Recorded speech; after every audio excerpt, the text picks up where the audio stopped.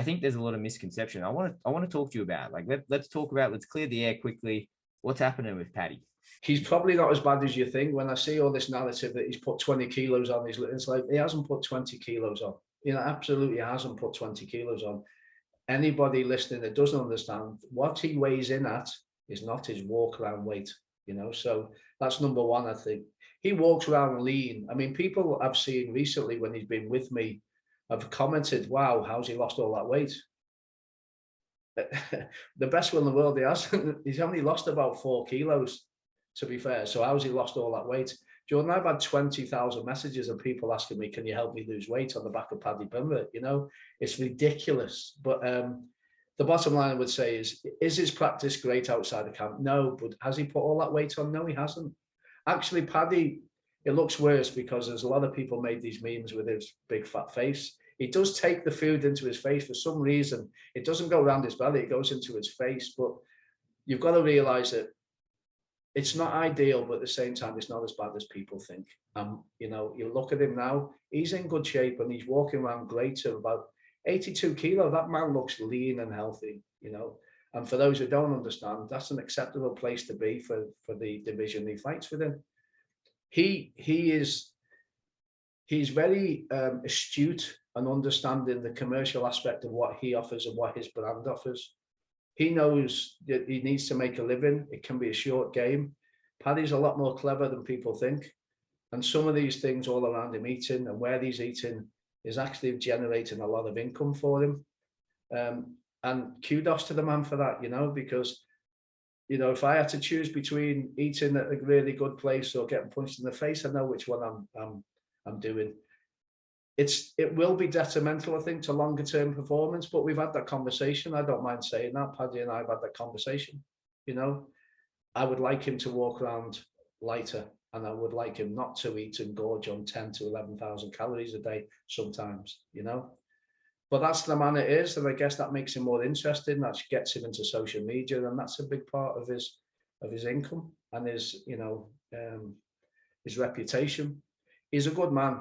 He will make weight, and he makes weight well. He, you know, if you look at him, he's one of the best athletes we've got. This is a man that can carry all that weight, Jordan, and actually go out with the lads for the beer and go and run a half marathon without thinking about it. The man's got an outstanding energy. You've got to watch him in the gym. The guy's an athlete. So all of these things might be detrimental longer term, but at the moment, guy performs. He's winning fights. He's changed his life. Probably people need to take, you know, give him a break. Yeah, and I want to make this point because it's important, and I want people to hear this. What Paul's saying is, I know we're putting out numbers, but 82 kilos for an athlete, I would say that's a very good weight for a lightweight in the UFC. I've seen lightweights in the UFC walk around out of camp, cough, cough, Khabib and Magomedov, walk out of camp up to 90 kilos, and they do brutal weight cuts, and they do weight cuts in a way that I would never, ever, ever let any athlete of mine do. You got to understand, Paddy has the likes of Carl Evans, like I said, one of the very, very, very best sports scientists in this. Paul, yourself, who's been around this sport and is involved in so many different layers, he's got one of the best teams around him. He's doing this in a smart way. I don't like it when people, you know, take these photos and they take these Photoshop pictures and they make it out. I've had athletes literally get a photo done by a media person and they looked one way and they looked 10 kilos heavier than the next photo that was taken when they turned their face the other way. It's a media story. And I think people need to realize that. And nutrition is something everyone can relate to. So when you get someone like that, who's a big personality and they go, oh yeah, it's something that's related. Like we said, he's making the most of it, right? I think people need to stop being so harsh on Paddy because at the end of the day, from what I've heard from you guys, he's a superstar athlete. His work ethic is right there. And really 82 kilos for me, if I get a lightweight that comes in and they're telling me they're walking around about that, I go, that's really good.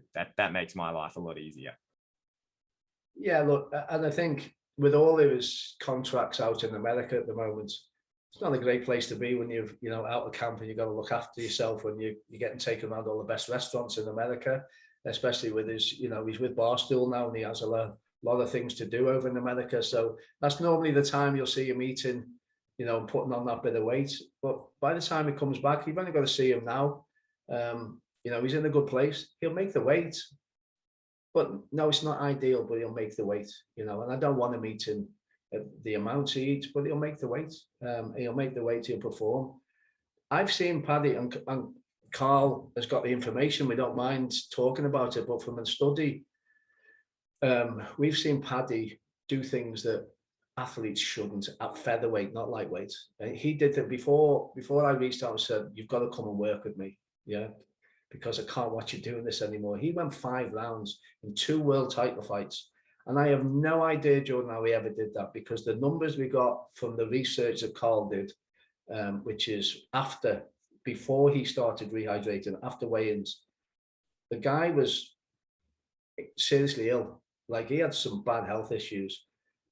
You know, I don't know if you ever seen that footage of him throwing up in the cage, but like that position he put himself in, the man still went 5 rounds. I have no idea how he did that. It was superhuman. But actually, you know, if you look at him now, he's learned from that. The last time we did some numbers on him, he's in a phenomenal position from a health perspective. The last time we run him just before he entered cut week from his last fight in the UFC, his numbers were great. And that's the most important thing. So into the university, did some testing, fantastic numbers, you know, in all areas. So longer term, who knows? But for now, he's doing good things and he's having a great life. And you know what? If he says when he comes out of combat sport, he'd rather be fat and happy than fat, you know, that's the man's decision, right? Because the one thing we know is he's changed his life. And that's great to see for me.